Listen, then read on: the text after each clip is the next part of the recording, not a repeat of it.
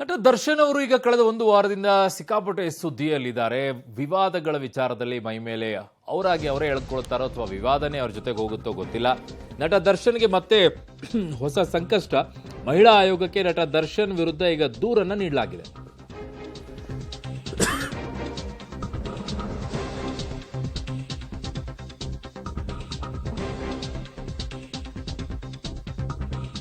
ಹೆಣ್ಣು ಮಕ್ಕಳ ಬಗ್ಗೆ ಅವಹೇಳನಕಾರಿ ಹೇಳಿಕೆ ಆರೋಪವನ್ನ ಕೊಟ್ಟಿದ್ದಾರೆ ಅಂತ ಹೇಳಿ ಮಹಿಳಾ ಆಯೋಗಕ್ಕೆ ಒಕ್ಕಲಿಗರ ಗೌಡತಿಯರ ಸಂಘಟನೆ ಒಂದು ದೂರನ್ನ ಕೊಟ್ಟಿದೆ. ಒಬ್ಬಳು ಇವತ್ತು ಬರ್ತಾಳೆ, ನಾಳೆ ಅವಳು ಹೋಗ್ತಾಳೆ ಅಂತ ದರ್ಶನ್ ಅವರು ಹೇಳಿದ್ರು. ಈ ವರ್ಡ್ ಈಗ ಅವರಿಗೆ ವಿವಾದಕ್ಕೆ ಎಡೆ ಮಾಡಿಕೊಟ್ಟಿದೆ. ಶ್ರೀರಂಗಪಟ್ಟಣದಲ್ಲಿ ಕಾರ್ಯಕ್ರಮದಲ್ಲಿ ದರ್ಶನ್ ಅವರು ಇದನ್ನ ಮಾತನಾಡಿದ್ರು.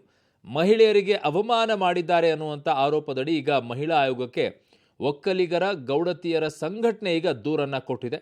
ಒಬ್ಬಳು ಇವತ್ತು ಬರ್ತಾಳೆ, ನಾಳೆ ಅವಳು ಹೋಗ್ತಾಳೆ ಅಂತ ದರ್ಶನ್ ಅವರು ಆಡಿದ್ರು. ಯಾಕಂದ್ರೆ ಬೆಳಗ್ಗೆ ಎದ್ದ ತಕ್ಷಣ ನನ್ನ ಕೆಲಸ ಏನು, ನಾನೇನ್ ಕೆಲಸ ಮಾಡಬೇಕು, ಇದಷ್ಟೇ ನಾನು ಕನ್ಸು ಕಾಣೋದು. ಇವತ್ತು ಇವಳು ಇರ್ತಾಳ, ಇವಳು ನಾಳೆ ಅವಳು ಇರ್ತಾಳ, ಅವಳು ಯಾವಾಗ್ರೆ ನೀನು ಅಜ್ಜಿನ ಬಿಡೆ, ನಿಮ್ಗಳಿಗೆಲ್ಲ ತಲೆ ಕೆಡ್ಸ್ಕೊಂಡು ನಾನು ಯಾಕ್ರೆ ಕೂತ್ಕೊಳ್ಳಿ. ನನ್ನ ಸಿನಿಮಾ, ನನ್ನ ಕೆಲಸ, ನನ್ನ ಮೇಲೆ ದುಡ್ಡು ಹಾಕ್ದಂತ ನನ್ನ ನಿರ್ಮಾಪಕರು, ನನ್ನನ್ನು ಡೈರೆಕ್ಟ್ ಮಾಡೋಂಥ ನನ್ನ ಡೈರೆಕ್ಟ್ರು, ನನ್ನ ಟೆಕ್ನಿಷಿಯನ್ಗಳು, ಅವ್ರಿಗಷ್ಟೇ ನಾನು ಸೀಮಿತ. ನನ್ನ ಹತ್ರ ಪುರ್ಸೊತ್ತು ಇಲ್ಲ. 4 ದಿನಗಳ ಹಿಂದೆ ದರ್ಶನ್ ರವರು ಶ್ರೀರಂಗಪಟ್ಟಣದಲ್ಲಿ ಒಂದು 25ನೇ ವರ್ಷದ ವಾರ್ಷಿಕೋತ್ಸವನ ಆಚರಿಸ್ಕೊತಾರೆ. ಆ ಒಂದು ದೊಡ್ಡ ವೇದಿಕೆಯಲ್ಲಿ ದೊಡ್ಡ ಗುರುಗಳು ಇರ್ತಾರೆ, ಸಂಸದೆ ಸುಮಲತಾ ಅವರು ಇರ್ತಾರೆ, ಹಲವಾರು ಗಣ್ಯರು ಇರ್ತಾರೆ, ಹಾಗೂ ಸಾವಿರಾರು ಅಭಿಮಾನಿಗಳು ಸೇರಿರ್ತಾರೆ. ಈ ಸಂದರ್ಭದಲ್ಲಿ ಒಂದು ವೇದಿಕೆಯಲ್ಲಿ ಒಂದು ಪದ ಬಳಕೆಯನ್ನು ಮಾಡ್ತಾರೆ ಅವರು. ಇವಳು ಬರ್ತಾಳೆ, ಅವಳು ಹೋಗ್ತಾಳೆ, ಇವಳು ಅಜ್ಜಿನ ಬಡಿಯ ಅಂತ ಅಂದ್ಬಿಟ್ಟು ಒಂದು ಸ್ಲೋಗನ್ನ ಹೇಳ್ತಾರೆ ಅವರು. ಈ ಪದ ಬಳಕೆ ಆ ವೇದಿಕೆಯಲ್ಲಿ ಬೇಕಾಗಿತ್ತಾ, ಇದು ಏನಕ್ಕೆ ಹಾಡಿದ್ರು, ಆ ಮಾತನ್ನು ಆ ವೇದಿಕೆಯಲ್ಲಿ ಯಾಕೆ ಬಳಸಿದ್ರು, ಅದಕ್ಕೆ ವಿವರಣೆಯನ್ನು ನಾವು ಕೇಳ್ತಾ ಇದ್ದೀವಿ. ಯಾಕೆ ಅಂತ ಅಂದರೆ ಈ ಪದಗಳು ಟ್ರೋಲ್ ಆಗಿ ಇವತ್ತು ಯುವ ಜನರ ಬಾಯಲ್ಲೇ ಇವಳು ಬರ್ತಾಳೆ, ಅವಳು ಹೋಗ್ತಾಳೆ ಬಿಡ್ರೋ ಅನ್ನೋ ಥರ ಹೆಣ್ಮಕ್ಳನ್ನ ಟ್ರೋಲ್ ಮಾಡೋ ಥರ ಆಗ್ಬಿಟ್ಟಿದೆ. ಅವ್ರು ಏನು ಬೇಕಾದರೂ ಮಾತಾಡ್ಬೋದು ಮಹಿಳೆ ಬಗ್ಗೆ. ಹೆಂಡತಿ ಆಗಲಿ, ಅವ್ರ ಅಕ್ಕ ಆಗಲಿ, ತಂಗಿ ಆಗಲಿ, ಅಮ್ಮ ಆಗಲಿ, ಬೇರೆ ಒಂದು ಸಹೋದರಿಯರಾಗಲಿ, ಯಾರೇ ಸಮಾಜದ ಯಾವುದೇ ಮಹಿಳೆಯರು ಅಂತ ಹೇಳಿದ್ರೆ ಅವ್ರಿಗೆ ಗೌರವನೇ ಇಲ್ವಾ? ನಮ್ಮ ಸಂಸದೆ ಸುಮಲತಾ ಅವರು ನಾನು 2ನೇ ತಾಯಿ ಅಂತ ಹೇಳ್ತಾರೆ. ಖಂಡಿತ ಸುಮಲತಾ ಮೇಡಮ್ಗೆ ಒಂದು ನಾನು ಪರ್ಸ್ನಲ್ ರಿಕ್ವೆಸ್ಟ್ ಮಾಡ್ತೀವಿ, ನಮ್ಮೆಲ್ಲ ಮಹಿಳೆಯರು, ಅವರು ದರ್ಶನ್ ಅವರು ಬದಲಾಗಬೇಕು. ನಾನು ಒಂದು ನಾಯಕ ನಟ, ನಾನು ಏನು ಬೇಕಾದರೂ ಮಾತಾಡ್ಬೋದು ಅಂತ ಅಂದ್ಕೊಂಡ್ರೆ ಅದು ನಿಮ್ಮ ತಪ್ಪು ತಿಳುವಳಿಕೆ. ನಿಮ್ಮನ್ನು ಕೋಟ್ಯಾಂತರ ಯುವ ಜನತೆ ಫಾಲೋ ಮಾಡ್ತಿರ್ತಾರೆ. ಅವ್ರಿಗೆ ನೀವು ಮೆಸೇಜ್ನ ಕಳಿಸ್ತಿದ್ದೀರಾ ಯುವ ಜನತೆಗೆ? ಇದನ್ನು ನಾವು ಖಂಡಿತ ಖಂಡಿಸ್ತೀವಿ. ನಮ್ಮ ಹಿಂದೆ ಇದ್ದಂಥ ಹಲವಾರು ರಾಜ್ಕುಮಾರ್ ಅಂತ, ವಿಷ್ಣುವರ್ಧನ್ ಅಂತ ನಾಯಕ ನಟರು ಸಮಾಜಕ್ಕೆ ಒಳ್ಳೊಳ್ಳೆ ಸಿನಿಮಾನ ಕೊಟ್ಟಿದ್ದಾರೆ, ಜೊತೆಗೆ ಒಳ್ಳೆ ಮಾತು ನಡವಳಿಕೆ.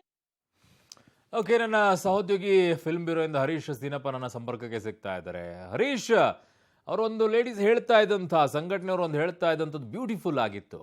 ನೀವೊಬ್ಬ ನಟರಾಗಿ ನಿಮ್ಮನ್ನ ಫಾಲೋ ಮಾಡುವಂಥವ್ರು ತುಂಬ ಜನ ಇರ್ತಾರೆ. ನೀವು ಏನು ಹೇಳ್ತೀರೋ ಅದಕ್ಕೆ ತಕ್ಕಂಗೆ ಯುವಕರು ನಡೆಯುವಂಥ ಹಾದಿ. ಸೊ ದರ್ಶನ್ ಅವರು ಈ ರೀತಿಯಾಗಿ ಮಾತನಾಡಿದರೆ ಸಹಜವಾಗಿ ಅದರ ಟ್ರೋಲ್ಗಳನ್ನು ನೋಡ್ತಾ ಇದ್ವಿ ನಾವು, ಅನೇಕ ಟ್ರೋಲ್ಗಳಲ್ಲಿ ಆ ರೀತಿಯಾಗಿಯೇ ಟ್ರೋಲ್ಗಳನ್ನು ಮಾಡ್ತಾ ಇದ್ದಾರೆ. ಅಂದರೆ ಅದನ್ನು ಫಾಲೋ ಮಾಡುವಂಥ ರೀತಿ ಇರುತ್ತೆ. ಏನು ಹೇಳ್ತಾರೆ ದರ್ಶನ್ ಅವ್ರಿಗೆ ಸಂಬಂಧಪಟ್ಟ ಈ ವಿಚಾರ ಬಂದಾಗ ದರ್ಶನ್ ಅವರು? ಅರುಣ್, ಏನಂತಂದರೆ ಈ ಬೆಳ್ಳಿ ಪರ್ವ ಕಾರ್ಯಕ್ರಮ ಶ್ರೀರಂಗಪಟ್ಟಣದಲ್ಲಿ ನಡೆಯೋದಕ್ಕೆ ಒಂದು 4-5 ದಿನಗಳ ಮುಂಚೆ ಅವರ ಖಾಸಗಿ ಬದುಕಿನ ಒಂದಷ್ಟು ವಿಚಾರವಾಗಿ ಸೋಷಿಯಲ್ ಮೀಡಿಯಾದಲ್ಲಿ ಒಂದು ಟ್ವಿಟರ್ ಸಮರ ನಡೆಯುತ್ತೆ. ಸೊ ಇದಕ್ಕೆ ಅವರು ಉತ್ತರವನ್ನು ಕೊಡುವಂಥ ಒಂದು ನಿಟ್ಟಿನಲ್ಲಿ ಅಂತಂದರೆ ಅವರ ಅಭಿಮಾನಿಗಳಿಗೆ ಏನು ನಡೀತಾ ಇದೆ ಅನ್ನೋಂಥದ್ರ ಬಗ್ಗೆ ಆಗಿರ್ಬೋದು, ಅಥವಾ ಅವರ ನಿರ್ಮಾಪಕರು, ನಿರ್ದೇಶಕರಿಗೆ ತಾವು ಯಾವ ನಿಟ್ಟಿನಲ್ಲಿ ಕೆಲಸ ಮಾಡ್ತಾ ಇದ್ದೀನಿ ಅನ್ನೋಂಥ ಒಂದು ವಿಚಾರವನ್ನು ಕನ್ವೆ ಮಾಡೋದಕ್ಕೆ ಅವರು ಹೊರಟಿರ್ತಾರೆ. ನನಗೆ ಸಿನಿಮಾ ಬೆಳಗ್ಗೆ ಎದ್ದು ಶೂಟಿಂಗ್ ಮಾಡಬೇಕು, ಇವತ್ತಿನ ಶೆಡ್ಯೂಲ್ ಏನಿರುತ್ತೆ, ನಾನು ಕಾಸು ಹಾಕಿರೋ ನಿರ್ಮಾಪಕನ ಸೇಫ್ ಮಾಡೋದು ಹೆಂಗೆ ಅನ್ನೋವಂಥ ವಿಚಾರವನ್ನು ಅವ್ರ ಮುಂದೆ ಕನ್ವೆ ಮಾಡೋಕ್ಕೆ ಹೋದಾಗ ಅವರು ಬಳಸಿದಂಥ ಪದ ಇವಾಗ ಅವ್ರಿಗೆ ಕಂಟಕವಾಗಿರುವಂಥದ್ದು. ಸೊ ಒಂದಷ್ಟು ಜನ ಮಹಿಳೆಯರು, ಒಂದು 15-20 ಜನ ಮಹಿಳೆಯರು ಬಂದಿದ್ದರು ಇವತ್ತು. ಅವರ ವಿರುದ್ಧ ಮಹಿಳಾ ಆಯೋಗಕ್ಕೆ ಮೈಸೂರು ಬ್ಯಾಂಕ್ ಸರ್ಕಲ್ ಇರೋಂಥ ಮಹಿಳಾ ಆಯೋಗದ ಕಚೇರಿಯಲ್ಲಿ ಅವ್ರ ವಿರುದ್ಧ ದೂರನ್ನು ಕೊಟ್ಟಿದ್ದಾರೆ. ಅಂತಂದರೆ ಅವ್ರು ಹೇಳ್ತಾ ಇರೋದು, ವೇದಿಕೆ ಮೇಲ್ಗಡೆ ಭಾಳಷ್ಟು ಗಣ್ಯರಿದ್ದರು, ಸ್ವಾಮೀಜಿಗಳಿದ್ರು, ನಿಮ್ಮನ್ನು ಫಾಲೋ ಮಾಡುವಂಥ ಸಾವಿರಾರು ಜನ ಅಲ್ಲಿದ್ದರು. ಅದನ್ನು ಸೋಷಿಯಲ್ ಮೀಡಿಯಾದಲ್ಲಾಗಿರ್ಬೋದು, ಟಿ ವಿಲಾಗಿರ್ಬೋದು ನೋಡುವಂಥ ಲಕ್ಷಾಂತರ ಜನ ಅಭಿಮಾನಿ ಬಳಗ ಇದೆ ನಿಮಗೆ. ನೀವು ಈ ರೀತಿ ಮಾತಾಡಿದಾಗ, ನೀವು ಈ ರೀತಿಯ ಪದಪ್ರಯೋಗಗಳನ್ನು ಮಾಡಿದಾಗ, ಮಹಿಳೆಗೆ ಒಂದು ಗೌರವವನ್ನು ಕೊಡದೆ ಮಾತಾಡಿದಾಗ ಖಂಡಿತ ನಿಮ್ಮನ್ನು ನೋಡುವಂಥವ್ರು, ನಿಮ್ಮನ್ನು ಫಾಲೋ ಮಾಡುವಂಥವ್ರು ಕೂಡ ಇದೇ ರೀತಿಯಲ್ಲಿ ಮುಂದುವರಿತಾರೆ ಅನ್ನುವಂಥದ್ದು ಅವರ ಒಂದು ಆಕ್ಷೇಪ. ಸೊ ಹಾಗಾಗಿ ಈ ರೀತಿ ಬಳಸಿದ್ದು ತಪ್ಪು ಅನ್ನೋ ನಿಟ್ಟಿನಲ್ಲಿ ಈಗ ಒಂದು ದೂರು ದಾಖಲಾಗಿರುವಂಥದ್ದು. ಅರುಣ್. ಓಕೆ ಹರೀಶ್, ನಿಮ್ಮೆಲ್ಲ ಮಾಹಿತಿಗೆ ಧನ್ಯವಾದಗಳು. ಯಾಕಂದ್ರೆ ಬೆಳಗ್ಗೆ ಎದ್ದ ತಕ್ಷಣ ನನ್ನ ಕೆಲಸ ಏನು, ನಾನೇನು ಕೆಲಸ ಮಾಡಬೇಕು, ಇದಷ್ಟೇ ನಾನು ಕನ್ಸು ಕಾಣೋದು. ಇವತ್ತು ಇವಳು ಇರ್ತಾಳ, ಇವಳು ನಾಳೆ ಅವಳು ಇರ್ತಾಳ, ಅವಳು ಯಾವಾಗಲೇ ನೀನು ಅಜ್ಜಿನ ಬಿಡೆ, ನಿಮ್ಗಳಿಗೆಲ್ಲ ತಲೆ ಕೆಡಿಸ್ಕೊಂಡು ನಾನು ಯಾಕ್ರೆ ಕೂತ್ಕೊಳ್ಳಿ. ನನಗೆ ನನ್ನ ಸಿನಿಮಾ, ನನ್ನ ಕೆಲಸ, ನನ್ನ ಮೇಲೆ ದುಡ್ಡು ಹಾಕ್ದಂಥ ನನ್ನ ನಿರ್ಮಾಪಕರು, ನನ್ನನ್ನು ಡೈರೆಕ್ಟ್ ಮಾಡೋಂಥ ನನ್ನ ಡೈರೆಕ್ಟ್ರು, ನನ್ನ ಟೆಕ್ನಿಷಿಯನ್ಗಳು, ಅವ್ರಿಗಷ್ಟೇ ನಾನು ಸೀಮಿತ. ನನ್ನ ಹತ್ರ ಪುರ್ಸೊತ್ತು ಇಲ್ಲ.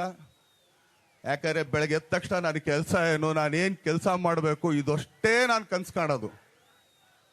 ಇವತ್ತು ಇವಳು ಇರ್ತಾಳ, ಇವಳು ನಾಳೆ ಅವಳು ಇರ್ತಾಳ, ಅವಳು ಯಾವಾಗಲೇ ನೀನು ಅಜ್ಜಿನ ಬಿಡೆ, ನಿಮ್ಗಳಿಗೆಲ್ಲ ತಲೆ ಕೆಡಿಸ್ಕೊಂಡು ನಾನು ಯಾಕ್ರೆ ಕೂತ್ಕೊಳ್ಳಿ. ನನಗೆ ನನ್ನ ಸಿನಿಮಾ, ನನ್ನ ಕೆಲಸ, ನನ್ನ ಮೇಲೆ ದುಡ್ಡು ಹಾಕ್ದಂಥ ನನ್ನ ನಿರ್ಮಾಪಕರು, ನನ್ನನ್ನು ಡೈರೆಕ್ಟ್ ಮಾಡೋಂಥ ನನ್ನ ಡೈರೆಕ್ಟ್ರು, ನನ್ನ ಟೆಕ್ನಿಷಿಯನ್ಗಳು, ಅವ್ರಿಗಷ್ಟೇ ನಾನು ಸೀಮಿತ.